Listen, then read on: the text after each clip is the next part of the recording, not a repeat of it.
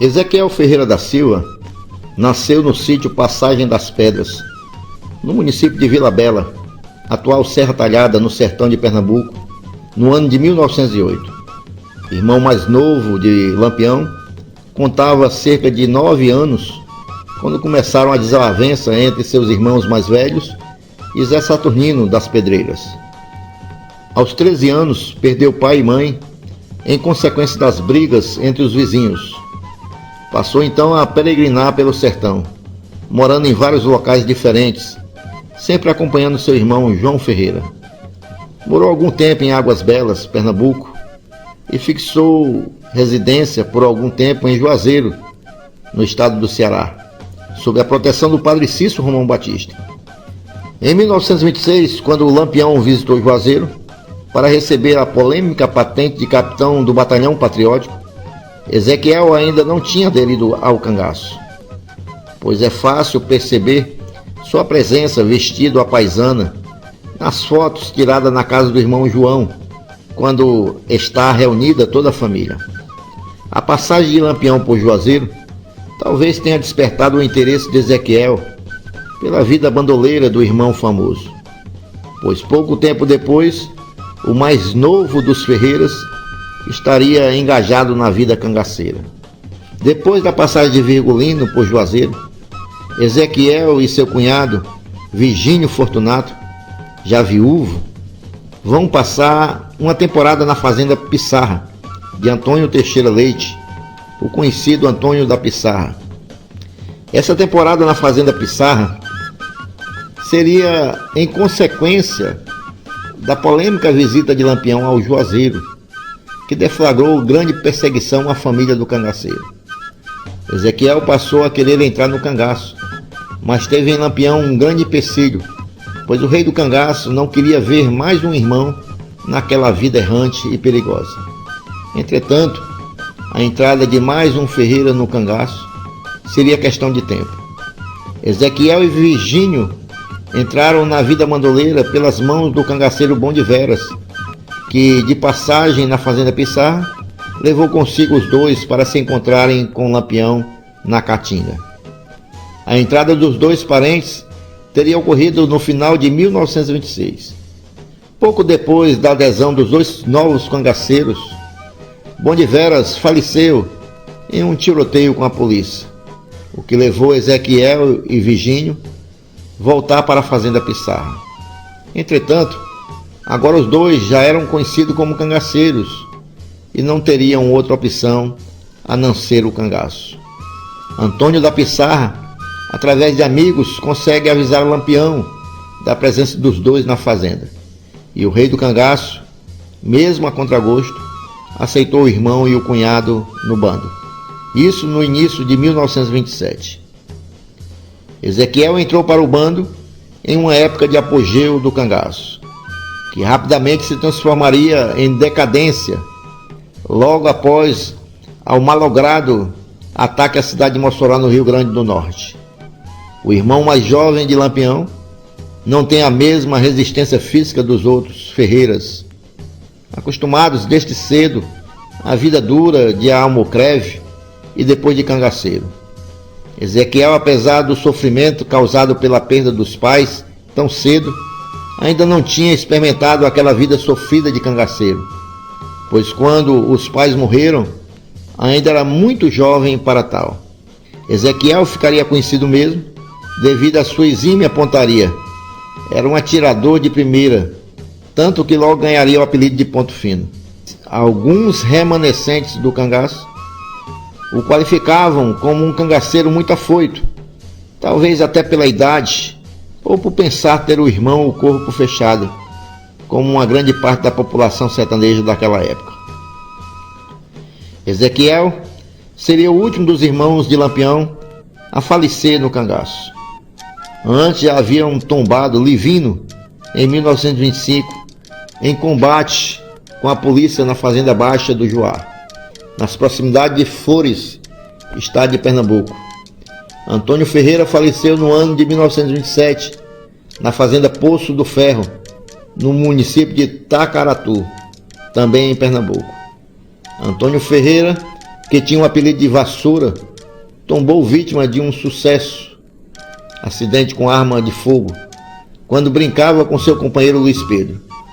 Os dois disputavam uma rede de dormir, quando a arma de Luiz Pedro disparou e atingiu Antônio mortalmente.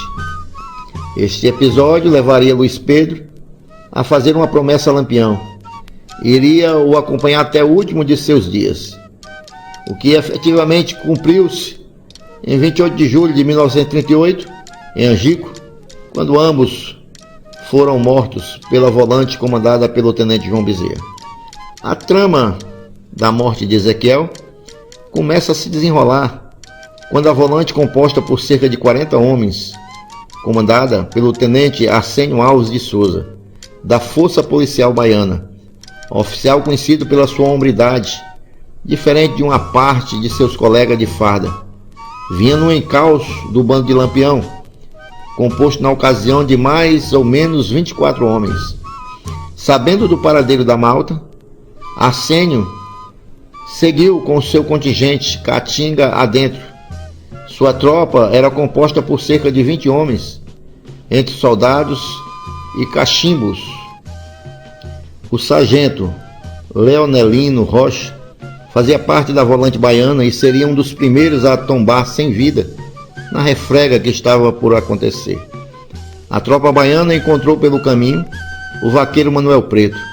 Segundo alguns pesquisadores, o vaqueiro seria parte de uma armadilha preparada por Lampião. Segundo outros, apenas um inocente útil. O certo é que Preto colocou a volante policial no rastro de Lampião. Ao amanhecer do dia, a volante, despertando, despreocupada, se vê cercada pelo grupo bem armado de cangaceiros, comandados por Lampião. A surpresa foi o principal ingrediente para as grandes baixas que a polícia iria ter naquela batalha. Tombaram na ocasião cerca de 12 homens, dentre eles o sargento Leonelino, como foi dito anteriormente. Alguns fugiram logo aos primeiros disparos, enquanto o tenente Arsênio e o rastejador da tropa ainda chegam a disparar alguns tiros. O tenente, munido de uma moderna metralhadora, conseguiu disparar 2 rajadas de balas antes de empreender fuga, deixando a arma para trás, mas não sem antes levar consigo o diferencial da mesma, para não deixar a arma tão poderosa nas mãos dos inimigos. Os cangaceiros até comemoraram a apreensão da arma, mas logo Corisco percebeu que a mesma não tinha utilidade, pois estava faltando a peça levada pelo tenente. Os policiais deixaram ainda no campo de luta algumas granadas, que, encontradas pelos cangaceiros, foram pisadas, cortadas a facão e surpreendentemente não explodiram. Somente depois de colocar dentro de uma fogueira, as granadas começaram a explodir. A segunda rajada de metralhadora atingiria o cangaceiro Ezequiel, irmão de Lampião. Entretanto, o cangaceiro Ângelo Roque, em depoimento ao escritor Estácio de Lima, transcrito no livro O Mundo Estranho dos Cangaceiros, sustenta a versão que Ezequiel teria sido atingido por um tiro de fuzil que penetrou à altura da barriga, tendo também atingido seu cinturão de balas e explodindo, causado ferimento mortal ao cangaceiro. Disse Ângelo Roque: os macacos nessa briga mataram Ezequiel Ferreira. Eu, Ângelo Roque, estava bem de junto de Ezequiel quando ele morreu nessa brigada. Levou um tiro lá nele, na perna, quando estava brigando de joelho. O tiro cortou as carnes e os ossos da perna. Entrou na cartucheira, depois estourou na barriga. O padre escritor Frederico Bezerra Maciel atesta em seu livro Lampião, seu tempo e seu reinado, que Ezequiel não teria morrido de imediato, tendo resistido algum tempo ainda, depois de ferido. Após o falecimento do caçula dos Ferreiras, os seus pertences teriam sido entregues a uma moça que estaria grávida do cangaceiro. Lampião ficou enlouquecido após o falecimento do irmão. Tirou a vida de cerca de 10 sertanejos somente em uma noite, como forma de vingança. Pessoas inocentes foram vítimas da fúria do rei do cangaço. Entretanto, no ano de 1984, segundo o tenente João Gomes de Lira, no mês de junho, e segundo o escritor José Alves Sobrinho, em dezembro, apareceu em Serra Talhada um senhor de certa idade, se dizendo ser Ezequiel Ferreira, irmão de Lampião. O suposto Ezequiel ficou hospedado na casa do senhor Genésio Ferreira, primo de Lampião. Muitas pessoas da cidade o visitaram, dentre elas o senhor Luiz de Cazuza, que havia conhecido Ezequiel no tempo do cangaço. O motivo do retorno do suposto Ezequiel à Serra Talhada seria para conseguir documentos para requerer sua aposentadoria. O que nos causa estranheza nessa história é como esse cidadão conseguiu viver todo esse tempo sem documentos, e mesmo que o tivesse com outro nome, de nada valeria os antigos documentos com seu nome verdadeiro. Pelo menos um pesquisador do tema cangaço conheceu o suposto Ezequiel. Trata-se do saudoso escritor Hilário Lucete, com o qual tivemos a oportunidade de conversar sobre o assunto. Hilário nos contou que havia estado com um homem que dizia ser Ezequiel, mas que logo descartou aquela possibilidade, pois o referido cidadão, ao ser inquirido por ele sobre assuntos banais, como por exemplo, o nome dos pais, respondeu errado. O nome dos irmãos e quantos eram, também respondeu erradamente. Inclusive, esquecendo de citar João Ferreira, justamente com quem mais havia convivido, pois antes de entrar para o cangaço, Ezequiel vivia sob a custódia do irmão João.